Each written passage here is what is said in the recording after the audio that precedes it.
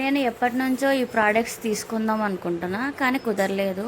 ఇంకా సేల్ ఉంది కదా, సో సేల్లో తీసుకుందామని ఫిక్స్ అయినా. సో ఫస్ట్ నేను వాడేది సన్ స్క్రీన్, ఇంకా ఇది మాయిశ్చరైజర్, ఇంకా ఇది వచ్చేసి ఇది ఇంట్లో బాగా స్మెల్ రావడానికి బాగా యూజ్ అవుతుంది. ఇది ఛార్జింగ్ పెట్టుకోవాలి. దీంట్లో వచ్చేసి మనం పైన ఏదైనా పెట్టుకోవచ్చు, మంచిగా స్మెల్ వచ్చేది.